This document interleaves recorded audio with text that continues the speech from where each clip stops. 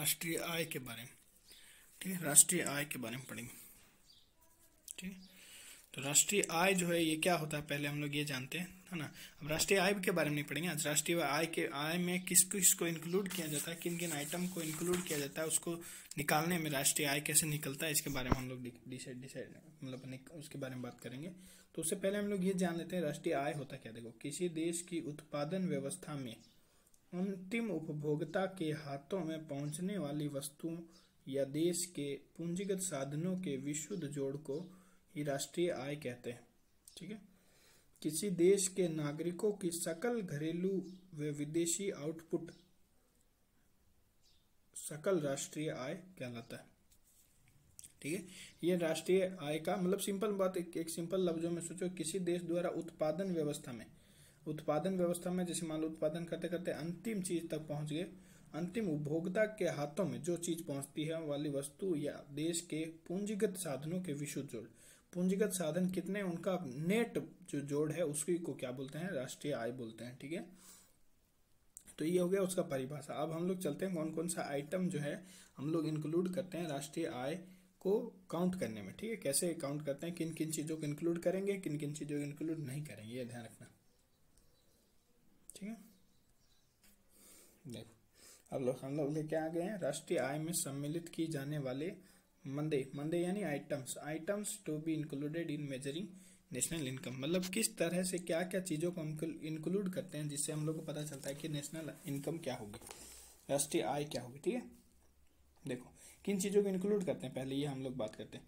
तो राष्ट्रीय आय की गणना करने वाले वित्तीय वर्ष, उसी वित्तीय वर्ष में उत्पादित अंतिम वस्तुएं एवं सेवाओं का मौद्रिक मूल्य, मतलब उसी वर्ष की जो है उस वर्ष की अंतिम वस्तु का अंतिम लास्ट में जो बना उसका जो है वस्तु हो चाहे सेवा हो, उसका मौद्रिक मूल्य कितना है, बाजार मतलब मौद्रिक मूल्य कितना है, वो उसको इंक्लूड करते हैं। अप्रयुक्त मतलब कोई चीज जैसे मान लो टमाटर है ना, टमाटर है तो टमाटर को जैसे मान लो टमाटो सॉस में बदलना था पर वो मतलब वो यूज नहीं हुए, तो ये जो मध्यवर्ती वस्तु है या कोई मध्यवर्ती वस्तुओं का जो स्टॉक है जो प्रयुक्त नहीं हुआ।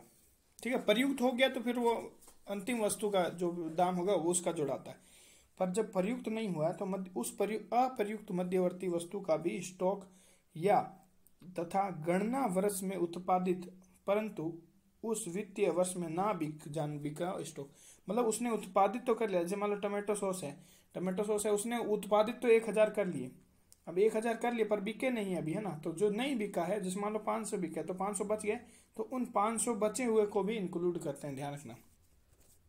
ठीक है, मकान मालिक द्वारा स्व आवास हेतु प्रयोग लिए जाने वाले मकान का आरोपित किराया, है ना, उसके मकान मालिक द्वारा स्व आवास हेतु खुद के आवास हेतु प्रयोग किया जाने वाला किराया को भी हम लोग इंक्लूड करते हैं, ध्यान रखना। ठीक है, फिर ब्रोकर्स कमीशन, जो बीच में ब्रोकर्स रहते हैं, दल्ले जिनको ठीक है, ब्रोकर्स को जो कमीशन दिया जाता है ना उसको भी इंक्लूड करते हैं। ठीक है, दल्ले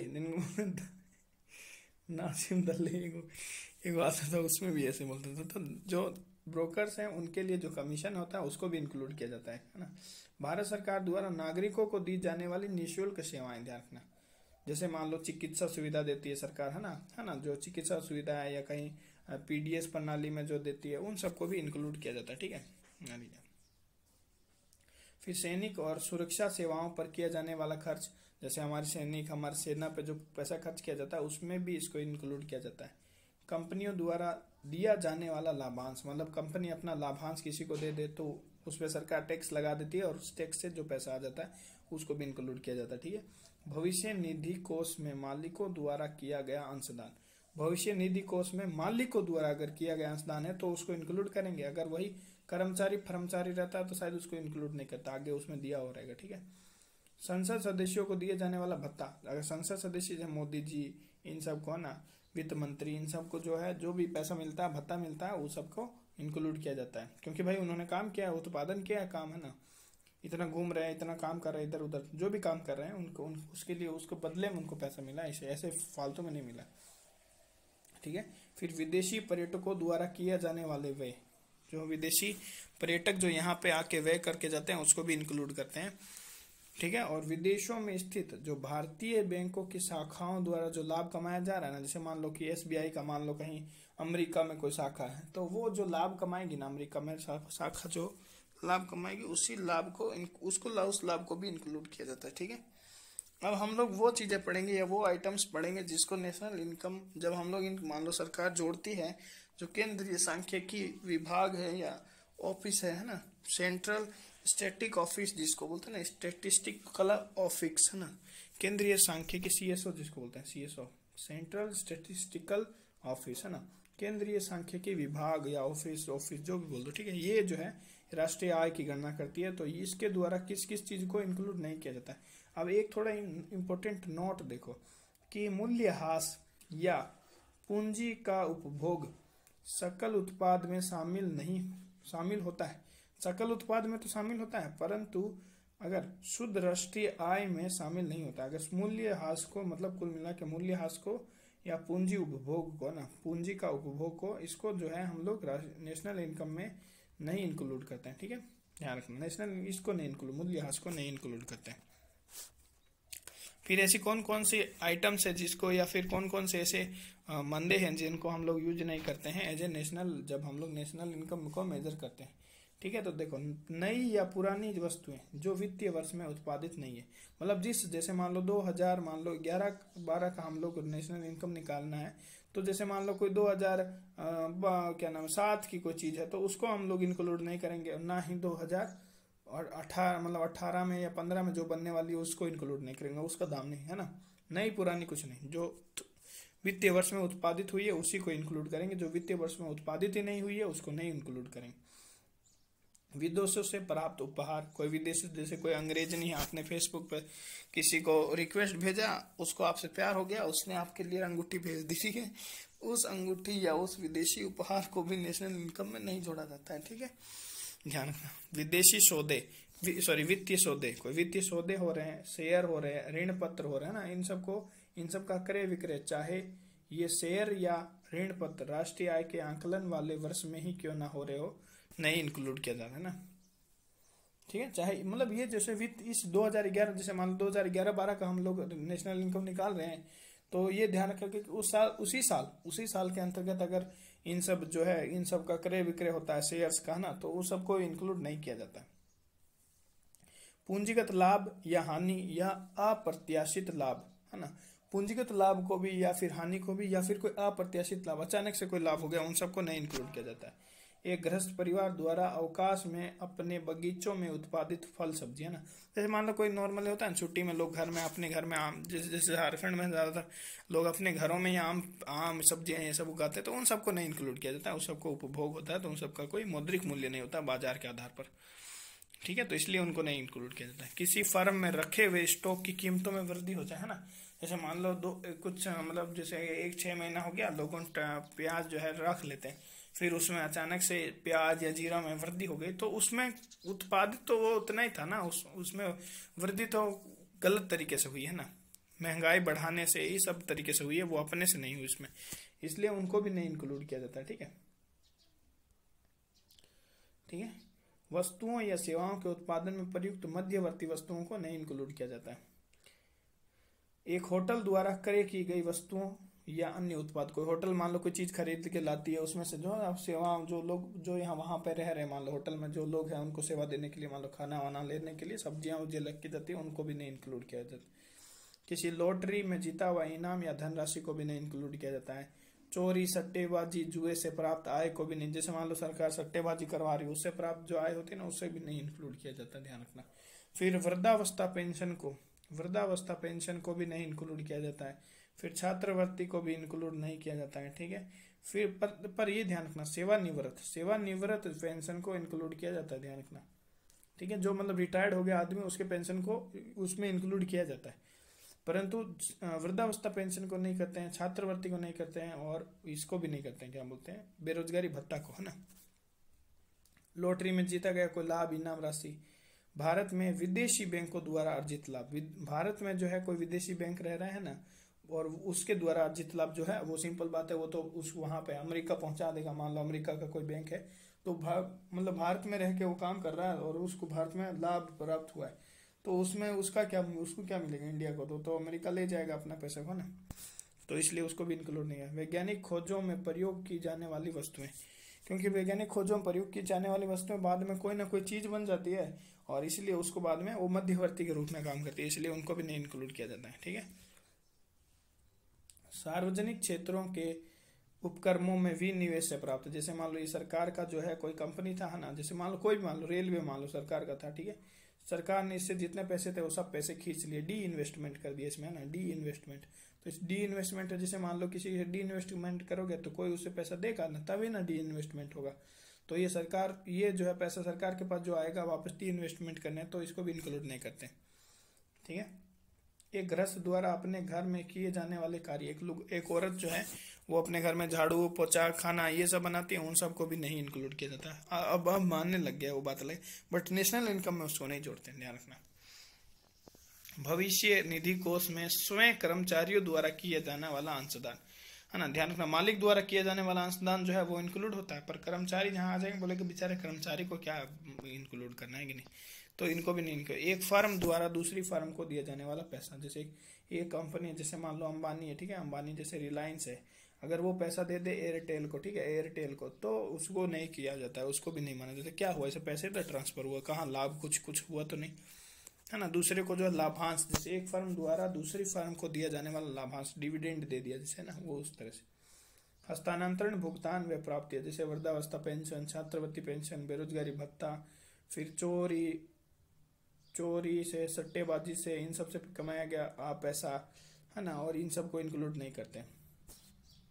ठीक है। अब हम लोग जो इन सब का देख लेते हैं विजुअलाइजेशन। ठीक है। तो अब हम लोग पढ़ते हैं कैसे राष्ट्रीय आय, किसमें राष्ट्रीय आय में कौन कौन से आइटम इंक्लूड करते हैं। ठीक है। कौन कौन से आइटम्स को इंक्लूड किया जाता है उसकी गणना के लिए, और किसको नहीं किया जाता। ठीक है, ये ध्यान रखना। तो पहले गुड्स एंड सर्विस, वो गुड्स एंड सर्विस को यूज किया जाता है जो उसी साल निर्मित हुई है। ठीक है, ध्यान रखना है ना। राष्ट्रीय आय की गणना में हम लोग उस वित्तीय वर्ष में उत्पादित जो भी मतलब जो गुड्स है उन सबको इंक्लूड करते हैं, गुड्स को भी और सर्विसेज को भी। ठीक है, जो उसी साल उनका क्या होता है, मौद्रिक मूल्य क्या है। ठीक है, उन मौद्रिक मूल्यों को इंक्लूड करते हैं। ठीक है, ये फोटो वाइज हम बता रहे हैं। ठीक है, फोटो से अच्छा याद रहता है। ठीक है, फिर कोई भी मध्यवर्ती वस्तु है ना जो अप्रयुक्त हुई है, ध्यान रखना। मध्यवर्ती वस्तु भी कौन सी, जिसका प्रयोग नहीं हुआ है, ध्यान रखना। मध्यवर्ती वस्तु कौन सी, जिसका प्रयोग नहीं हुआ है, अप्रयुक्त मतलब अभी वो नहीं, उस यूज नहीं हुआ उसका। ठीक है, अप्रयुक्त, तो उसको इंक्लूड कर सकते हैं, ध्यान रखना। ठीक है, और गणना वर्ष में उत्पादित परंतु कोई बिना हुआ बिका स्टॉक था ना, ऐसा भी कोई हो सकता है जो स्टॉक बिका ही नहीं। जैसे ये स्टॉक है ना, ये उत्पादित तो हुआ था परंतु ये बिका नहीं, तो फिर बिका नहीं, तो जो स्टॉक बिका नहीं उसको भी इंक्लूड कर सकते हैं, ध्यान रखना। ये इसमें इंक्लूड कर सकते हो, ये ध्यान रखना। ठीक है, अब देखो कोई मकान मालिक द्वारा क्या है, मकान मालिक द्वारा स्व आवास हेतु प्रयोग में लाए जाने वाले मकान का आरोपित किराया। ठीक है, इसको ध्यान रखना है ना। और ये तुम्हारा ब्रोकर कमीशन, जो ब्रोकर लोग जो कमीशन लेते हैं उसको भी इंक्लूड करते हैं, ध्यान रखना है ना। अब देखो सरकार द्वारा नागरिकों के लिए जो निःशुल्क सेवाएं दी जाती है उसको भी इंक्लूड करते हैं। ठीक है, जो सरकार द्वारा गरीबों के लिए या बाकी भी नागरिकों के लिए जो निःशुल्क सेवाएं दी जाती है उनको भी इंक्लूड करते हैं नेशनल इनकम में। ठीक है, ठीक है, ये ध्यान रखना। देखो ये लोग जो है निःशुल्क सेवा, स्वास्थ्य सेवा प्रदान कर रहे हैं तो इनको भी इंक्लूड करते हैं, ध्यान रखना, नेशनल इनकम। फिर सरकार द्वारा सेना पर किया जाने वाला खर्च है ना, जैसे मान लो दाल रोटी बाटी जो भी किया जाता है। फिर कंपनियों द्वारा लिया जाने वाला लाभांश जो होता है ना, एक कंपनी द्वारा दिया जाने वाला लाभांश, तो लाभांश पे क्या होता है ना, सरकार जैसे कि डिविडेंड्स होते हैं ना, उन डिविडेंड्स पर टैक्स लगा देती है। ठीक है, तो कंपनी द्वारा दिए जाने, जैसे मान लो कि इसके जो जैसे हिस्सेदार रहेगा ना उसको लाभांश मिलेगा तो उसको क्या बोलते हैं, टैक्स लगा देती है। पर एक कंपनी द्वारा दूसरी कंपनी है ना, C1 द्वारा C2 को अगर लाभांश दिया जा रहा है तो उसको इंक्लूड नहीं करता, ये ध्यान रखना ना। अभी हम लोग बात कर रहे हैं किसको, लाभांश, ये था हिस्सा, मतलब लाभांश मतलब होता है डिविडेंड, हिस्सा, तो इसको इंक्लूड करते हैं। फिर संसद सदस्यों को दिए जाने वाले भत्ते को भी इंक्लूड करते हैं। ठीक है, फिर जो विदेशी लोग जो हमारे देश में आते हैं ना, उनके द्वारा जो किया जाने वाला भारत में खर्च जो वो लोग करते हैं उनको भी इंक्लूड करते हैं।